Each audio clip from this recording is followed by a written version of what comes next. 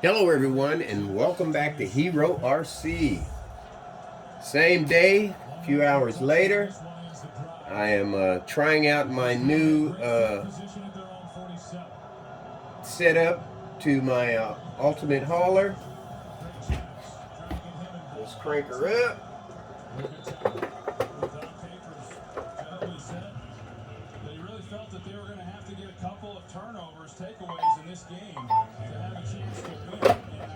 Okay, as you can see, I've got my Jeep on the ramp, and actually you really have to get it started on there before it'll actually pull the vehicle up, because if you start at the beginning, the ramp isn't locked down on the bed, so it just pushes the ramp out of the way. But once you get the vehicle on the ramp, it works pretty good.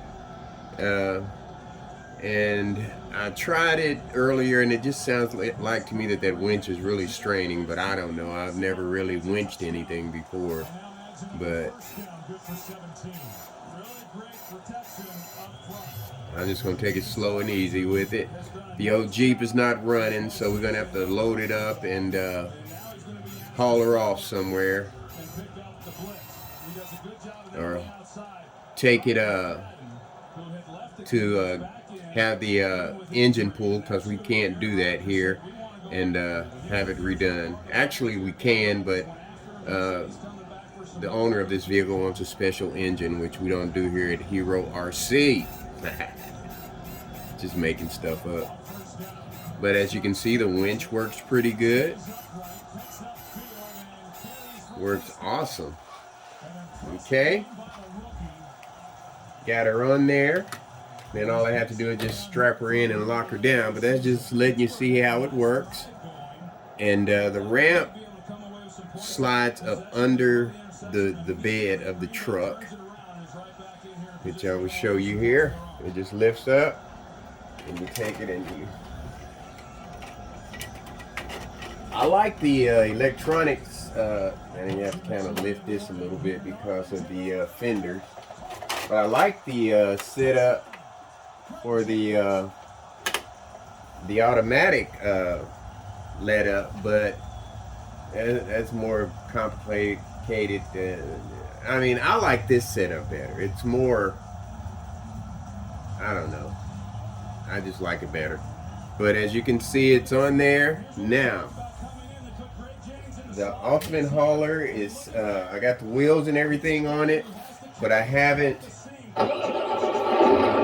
put the centerpieces back in because I found an issue with the dualies and the fender. In order to get the fenders on there to get and work with the ramp, it has several adjustments that you could set the fenders.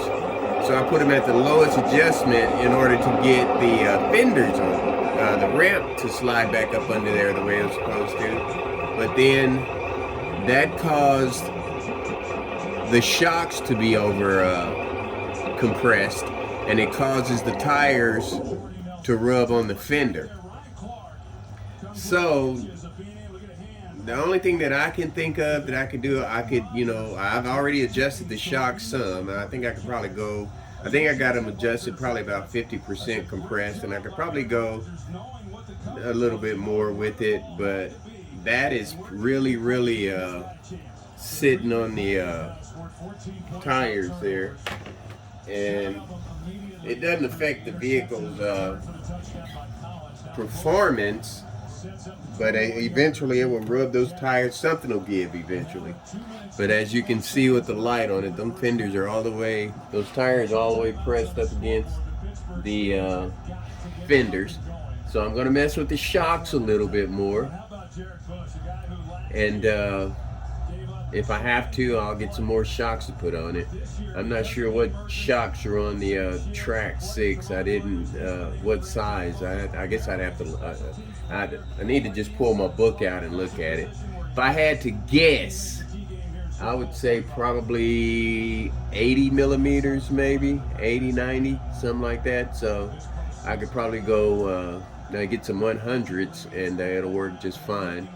Or I could just take these Desert Lizards off of this one and put them back here and order some more and just go from there.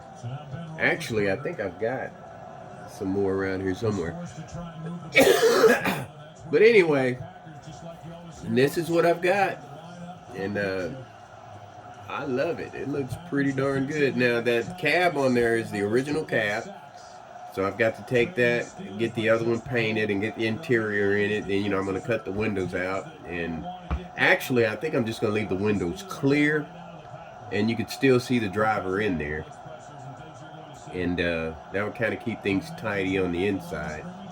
But, the major part is over as far as the fenders and tires. So I come out, and then I got the lights. The lights aren't as bright as I thought they would be. They're kind of dull. They don't shine much at all. In order to see them, they don't shine like the lights in the front. In order to see them, I'd have to cut off all the lights. And even then, you could barely see them because they're just not very bright at all. And I guess when you're buying stuff and you go with the lowest price, you get what you pay for pretty much. So, you just gotta, if you want it to work right, you just gotta go ahead and spend the money. So, because you wind up get something you're not satisfied with, then you wind up spending that extra money anyway when you should have just went on and got it in the first place. You know what I mean? But you could see them a little bit in the back, and I still haven't locked those down yet. I'm not sure. I think they probably look cool in the mud flaps myself. I'm not gonna really be doing any serious crawling with it. It's just gonna be mainly for pickups, hauling stuff. But I will take it out on my course out there and see how it does out there with that long wheelbase going over bedrock. That's what I want to see how it does over that. And then my indoor articulation course. I don't think it would go across the indoor because of the wheelbase. It's too long. And the angle that my courses sit at, it'll probably bottom out. But I am loving it. It is looking pretty sharp, man. So I'm going to pat myself on the back with this one, and I guess I'll mess with the lights a little bit more. I'm still pretty fresh right now. I slept all day pretty much, so I'll probably tighten the lights down, and I don't know what else I could really do to it tonight. Got my little light on the top going. And the bed being wide and that Jeep sits up there perfect, man. It looks so normal now compared to what it did when it wasn't wide enough. Because when it wasn't wide enough, as you know, it's hung off on the sides. You had to put the tires over the side, or at least one side of it anyway. But it sits up there just perfect, man. Wow, I'm impressed. For an amateur, not bad. Yeah, I am liking that. I can't wait to get it outside and but that's what I'm going to do. I'm going to adjust those shocks a little bit more and see if I can't get them to be a little bit more stiffer, before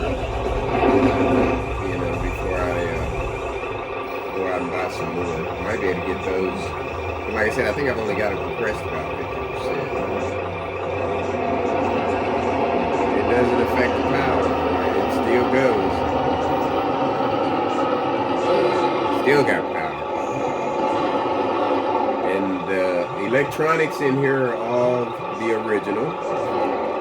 And I don't think I'm going to change it on these. Traxxas, I don't know. You know what? I put a light kit in the Ford Bronco. and then put a fusion in it, and everything, the lights and everything worked in reverse. But now that I'm sitting here thinking, it could be just the light kit itself. If I took it and put a fusion in here, and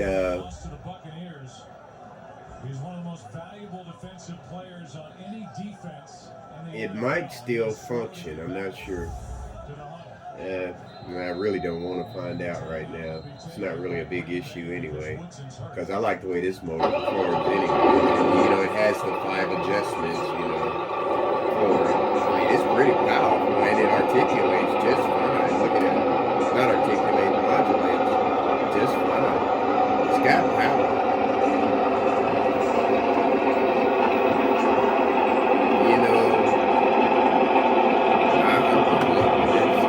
What else to say? I'm at a loss for words. But I'll get all of that adjusted and then make some more videos of it once I get it all set up. Like I always say, much more to come. And folks, take care of yourselves. Oh, and by the way, I am feeling much better. I don't know. Yeah, it's pretty much about to run its course, I guess, the allergies or whatever it was. Ain't no telling what's going on out there. But I am feeling much better. Still a little congested, but I'm not aching and I'm not weak. And not having chills like I was having chills and everything, but I never ran a temp. But enough of that. Look at my ultimate hauler.